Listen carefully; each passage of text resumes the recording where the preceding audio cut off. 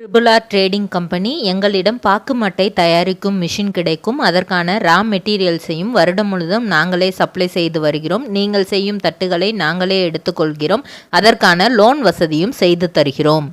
இன்றைக்கி நம்ம பார்க்க போகிற செலிப்ரிட்டி விஜய் டிவியில் ரீசண்டாக டெலிகாஸ்ட் ஆகி ரொம்பவே ஃபேமஸாக போயிட்டுருக்க நம்ம பாண்டியன் ஸ்டோர் சீசன் 2வோட மாமியாரான கோமதியை பற்றி தான். இவங்கள பற்றின ஃபுல் டீட்டெயில்ஸ் தெரிஞ்சுக்கிறதுக்கு முன்னாடி சேனலை சப்ஸ்கிரைப் பண்ணாதவங்க மறக்காமல் சப்ஸ்கிரைப் பண்ணிக்கோங்க. அப்போ தான் நாங்கள் போடுற வீடியோஸ் உங்களுக்கு நோட்டிஃபிகேஷனாக வரும். கோமதி ரொம்பவே செல்லமான மாமியார். இவங்க 3 மருமகளுக்குமே இவங்க ஈக்குவல் இம்பார்ட்டன்ஸ் தான் கொடுப்பாங்க. அது மட்டும் இல்லாமல் கடைசி 2 மருமகள்கள் இவங்களுக்கு கிட்டத்தட்ட ஃப்ரெண்ட்ஸ் மாதிரி அந்த மாதிரி தான் இவங்க பழகிக்கிட்டும் இருக்காங்க. அது மட்டும் இல்லாமல் மகன்களுக்கு மிகப்பெரிய ஸ்ட்ரென்த்தாகவும் இருக்கிறாங்க. மகளை அப்பப்போ கண்டிக்கிறாங்க, நீ ஃபோன் பேசிகிட்டே இருக்க, நீ இப்போ இது பண்ணுறது சரியில்லை அப்படின்ட்டு ரீசன்ட் எபிசோடில் மகளையும் கண்டிக்கிற ஒரு தாயாக அவங்கள காட்டியிருக்கிறாங்க. ரொம்ப ஜாலியான டைப். இவங்களை நம்ம எல்லாருக்குமே ரொம்பவே தெரிஞ்ச முகம்தான் இவங்க. ஏன்னா இவங்க நம்ம ஹீரோயின் ராதிகாவோட தங்கச்சி நிரோஷா அவர்கள் தான். இவங்களும் பல படங்கள் 90s டைமில் இவங்க நடிக்காத படம்னே இருக்காது. அந்த அளவுக்கு தமிழ், தெலுங்கு, மலையாளம்ன்ட்டு வளைச்சி எல்லா லாங்குவேஜ்லேயுமே இவங்க நடிச்சிருக்கிறாங்க. இவங்க அப்பா பெயர் நம்ம எல்லாருக்கும் தெரிஞ்ச எம்ஆர் ராதா தான். அவங்களோட அம்மா கீதா.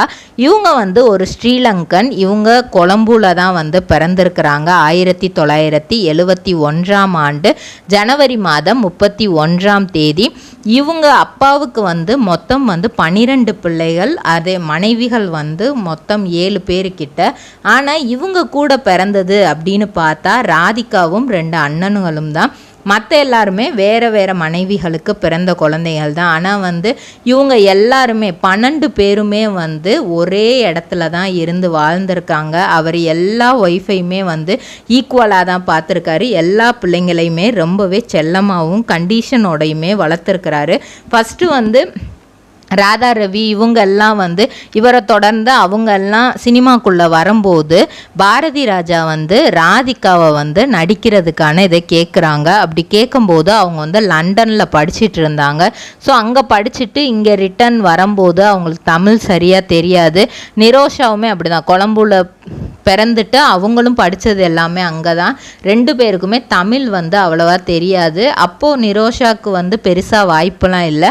ஃபஸ்ட்டு ராதிகாவை தான் கூப்பிடுறாங்க. அவங்க ஃபேமிலியிலையுமே கொஞ்சம் பேசி அவங்கள அங்கேருந்து இங்கே கூப்பிட்டு நடிக்க வைக்கிறாங்க. ஃபஸ்ட்டு படத்திலே செமையாக நடிச்சிடுறாங்க. ஆனால் பாரதி ராஜாட்ட பயங்கரமாக திட்டு வாங்குறாங்க. அதுக்கப்புறம் ஒரு டைரக்டர் நிரோஷாவை பார்த்துட்டு தான் இவங்கள ஆக்சுவலாக இவங்களோட பேர் நிரோஜா. இது சினிமாக்குள்ளே வந்ததுக்கப்புறம் தான் நிரோஷா அப்படின்ற மாதிரி மாற்றுறாங்க. அதுக்கப்புறம் இவங்க 1988 தான் இவங்களோட பயணம் ஆரம்பிக்குது. தன்னோட 17 வயதில் இவங்க ஸ்டார்ட் பண்ணிடுறாங்க. அதாவது ஸ்கூல் முடித்து அந்த காலேஜ் என்ட்ராகிற டைமில் இவங்க படத்தில் நடிக்க ஸ்டார்ட் பண்ணுறாங்க. அக்னி நட்சத்திரம், சூரசம்ஹாரம், செந்தூர பூவேல தான் இவங்க ஃபஸ்ட்டு ராம்கியோட நடிக்கிறாங்க. அதுக்கப்புறம் பறவைகள் பதவிதம், பட்டிக்காட்டு தம்பி, 1989 பாண்டி நாட்டு தங்கம், என் கணவர், சொந்தக்காரன், கைவீசம்மா கைவீசு, பொறுத்தது போதும், அப்புறம் 90 மருதுபாண்டி, பச்சை கொடி, காவலுக்கு கெட்டிக்காரம், இணைந்த கைகள், மருதுபாண்டி இணைந்த கைகள் 2 படத்துலையும் திரும்ப ராம்கியோட நடிக்கிறாங்க. ஸோ அந்த டைமில் தான் இவங்களுக்கு ஒரு அண்டர்ஸ்டாண்டிங் வருது. ஆனால் வீட்டில் இது சுத்தமாக பிடிக்கல. இவங்க ராம்கியோட பேசுகிறது டோட்டலாகவே வீட்டுக்கு தெரிஞ்சால் நம்மளுக்கு செமையாக அடி விழுகும்னு சொல்லிட்டு ஷூட்டிங் ஸ்பாட்லேயுமே ரொம்ப லைட்டாக தான் பேசிக்கிடுவாங்களாம். அந்த ஸ்கிரிப்ட் என்னவோ அதுக்கு மட்டும் நடிச்சு கொடுப்பாங்களாம். ஆனால் 2 பேருக்குமே மனசுக்குள்ளே ஒரு ஆசை இருந்திருக்கு. ஸோ ஒரு கட்டத்தில் அந்த ஒரு லவ் ஃபார்ம் ஆகிருக்கு. அப்படி ஃபார்ம் ஆகும்போது அது வீட்டில் தெரிஞ்சு பயங்கரமாக அடி வாங்கியிருக்காங்க. ஏன்னா அவங்க யோசித்தது எல்லாமே ஃபஸ்ட்டு ராதிகா அவங்களோட லைஃப் வந்து டோட்டலாக கொஞ்சம் அந்த ஃபஸ்ட்டு ஹஸ்பண்ட் வந்து அவங்கள பிரிஞ்சு போயிடுவாங்க. ஸோ அவங்க லைஃப் இதாகிடுச்சு. ஸோ செகண்டு நிரோஷாவுக்கு வந்து நம்ம ஒவ்வொன்றும் பார்த்து பார்த்து பண்ணணும் அப்படிங்கிறது தான். ஸோ நிறைய அண்ணன்மார்கள் அக்காமார்கள் இருக்காங்க. ராதிகா முதற்கொண்டு வந்து ராம்கியோட பேசுகிறத பழகிறத நிறுத்து அப்படிங்கிற மாதிரி தான் சொல்லியிருக்கிறாங்க. ஆனால் வந்து இவங்களுக்கு மனசு வந்து கேட்கலை. நம்ம லவ் பண்ணிட்டோம், நம்ம கல்யாணம் பண்ணணும் அப்படிங்கிறது தான் மைண்டில் ஓடிட்டே இருந்திருக்கு. கொஞ்ச நாள் இதை வந்து நம்ம ஆற விடுவோம் அப்படிங்கிறதுக்காக அந்த பேச்சே பேசாமல் அடுத்தும் அவங்க வந்து இல்லை இனிமேல் நான் வந்து இந்த மாதிரிலாம் யோசிக்க மாட்டேன், நான் படத்தில் நடிக்கிறேன், ஏன்னா அதில் நடிக்கிறதுக்கு மட்டும் என்னை வேணான்னு சொல்லிடாதீங்கன்னு சொல்லிட்டு வீட்டில் எப்படியோ கன்வின்ஸ் பண்ணி அதுக்கப்புறம் 1991 மனித ஜாதி, வெற்றி படிகள், 92 வந்து அண்ணன் என்னடா தம்பி என்னடா, அம்மா நாகம்மா, 93 வந்து பாரம்பரியம், அப்புறம் மைந்தன், வள்ளி வரப்போரா, புதிய ஆட்சி. இதை புதிய ஆட்சி நடித்து முடிக்கிறாங்க. முடித்தோடனே வந்து அவங்க வீட்டில் மாப்பிள்ளை பார்க்க ஆரம்பிக்கிறாங்க. ஸோ என்ன பண்ணுறது, இதுக்கப்புறம் வந்து நம்ம வந்து இது வரைக்கும் வீட்டில் வந்து நம்ம மறந்துட்டோம் அப்படின்னு சொல்லி வச்சுருக்கோம், என்ன பண்ணுறது அப்படின்னு தெரியாமல் நான் கல்யாணம் பண்ணால் ராம்கியை தான் கல்யாணம் பண்ணுவேன், வேறு யாரையும் கல்யாணம் பண்ண மாட்டேன் அப்படின்னு ரொம்பவே ஸ்ட்ரிக்டாக சொல்லி இவங்க ராம்கியவே திருமணம் பண்ணுறாங்க. வீட்டோட சம்மதம் இல்லாமல் தான் இவங்க 2 பேரும் பண்ணுறாங்க.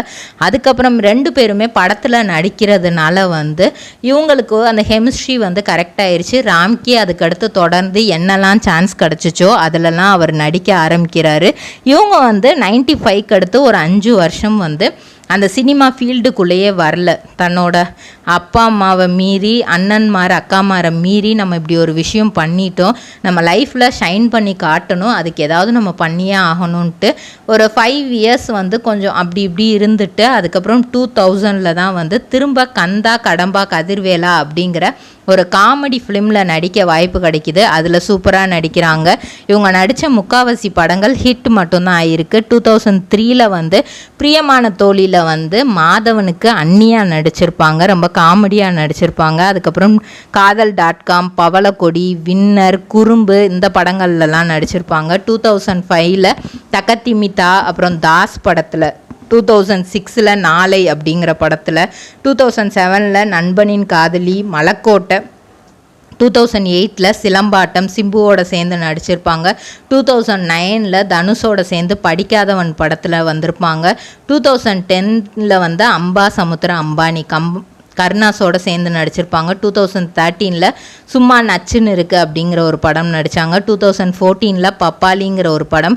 2015 2 படம், எம்ஜிஆர், சிவாஜி, ரஜினி, கமல் அப்படிங்கிற ஒரு படமும், சவாலை சமாளி அப்படிங்கிற ஒரு படமும். 2016 எனக்கு இன்னொரு பேர் இருக்குது, கக்ககப்போ, வெள்ளிக்கிழமை 13ஆம் தேதி. அதுக்கப்புறம் 2018 கத்தி சண்டை படத்தில், 2019 பொட்டு அப்படிங்கிற படத்துலையும், 100 அப்படிங்கிற படத்துலையும் நடிச்சிருக்காங்க. அதுக்கப்புறம் 2021 ராஜவம்சம் அப்படிங்கிற படத்துலையும், ஒரு குடைக்குள் அப்படிங்கிற படத்துலையும் வந்திருக்காங்க. 2024 நம்ம சூப்பர் ஸ்டார் ரஜினிகாந்தோடு சேர்ந்து லால் சலாம் படத்தில் நடிச்சிருக்காங்க. தமிழில் மட்டும் இல்லை, தெலுங்கில் ஒரு 25 படமும், கன்னடத்தில் ஒரு 11 படமும், மலையாளத்தில் ஒரு 7 படமும் பண்ணியிருக்கிறாங்க. கொஞ்ச நாள் இவங்க ஃபேமிலியோட எந்த ஒரு அட்டாச்மெண்ட்டுமே இல்லாமல் தான் இருந்திருக்கிறாங்க. கொஞ்சம் கொஞ்சமாக ஃபேமிலி ஏற்றுக்கிறச்சு. ஸோ பொதுவாகவே இந்த மாதிரி லவ் மேரேஜ் பண்ணுறவங்கள ஃபேமிலி ஏற்றுக்கிறணுன்னா ஒரு குழந்தை பிறந்தா ஃபேமிலி வந்து ஏற்றுக்குருவாங்க. ஆனால் இவங்க விஷயத்தில் இவங்களுக்கு இன்னைய நாள் வரைக்குமே வந்து குழந்தைகள்னு யாரும் கிடையாது. ஆனால் அதை வச்சு இவங்க வந்து கவலைப்பட்டதே கிடையாதாம். எனக்கு என் ஹஸ்பண்ட் தான் குழந்தை, என் ஹஸ்பண்டுக்கு நான் தான் குழந்தை, அதையும் தாண்டி என் அண்ணனுக்கு அக்காமார்களுக்கு இருக்கிற குழந்தையே எனக்கும் குழந்தை தான், எனக்குன்னு தனியாக குழந்தை இல்லை அப்படின்ட்டு நான் பெருசாக ஃபீல் பண்ணதே கிடையாது. அது வந்து என் ஹஸ்பண்டும் வந்து சினிமா உலகத்தில் வந்து பொதுவாக வந்து வேறு ஒரு லைஃப்பை தேடி போயிடுவாங்க. ஆனால் என் ஹஸ்பண்ட் இன்றைக்கு வரைக்கும் எனக்கு சப்போர்ட்டிவாக வீட்டில் வந்து சமையல் செய்கிறது கூட என் ஹஸ்பண்ட் தான் செய்வாங்க, அவ்வளோ டேஸ்ட்டாக செய்வாங்க. நான் நிறைய காமெடி கேரக்டர் எடுத்து பண்ணுறதுக்கு காரணமே அதுதான். லைஃப்பில் வந்து எதாக இருந்தாலும் சமாளிப்போம், இது அதுன்னு எதையுமே யோசிக்கக்கூடாது, அது மட்டும்தான். பல கஷ்டங்கள் மனசுக்குள்ளே இருக்குது, ஆனால் அதை வெளியே காட்ட வேண்டாம், ஜாலியாக லைஃப்பை என்ஜாய் பண்ணுவோம், அது மட்டும்தான் அப்படின்னு தான் அவங்க சொல்கிறாங்க. அவங்க ஹஸ்பண்ட் ராம்கியும் அதையே தான் சொல்கிறாரு. ஸோ சீரியலில் இவங்க நடிச்சிருக்காங்களா அப்படின்னு கேட்டால் நம்ம எல்லாருக்கும் தெரிஞ்ச சின்ன பாப்பா பெரிய பாப்பா சீரியலில் இவங்க சின்ன பாப்பாவாக கலக்கியிருப்பாங்க 1998. அதுக்கு முன்னாடி நந்தினி அப்படிங்கிற ஒரு சீரியல் சன் டிவியில் பண்ணாங்க.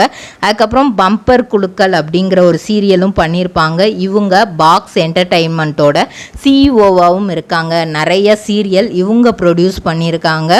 சரி, நம்ம ப்ரொடியூஸ் பண்ணிகிட்டே இருக்கோம், நம்ம நடிச்சிட்டே இருந்தோம், ப்ரொடியூஸ் பண்ணோம், நெக்ஸ்ட் என்ன பண்ணலாம் அப்படிங்கும்போது விஜய் டிவியிலேருந்து பாண்டியன் ஸ்டோரில் இப்படி ஒரு கேரக்டருக்கு நடிக்கணும் அப்படின்னு ஃபஸ்ட்டு வந்து இதில் வந்து தனம் அவங்க தான் நடித்தாங்க. இப்போ அம்மா கேரக்டர் அப்படிங்கிறதுனால இவங்கள கேட்டிருக்காங்க. இவங்களும் ஓகே நான் நடிக்கிறேன், அதை பற்றி எனக்கு ஒரு பிரச்சனையும் இல்லை அப்படிங்கிற மாதிரி சொல்லியிருக்கிறாங்க.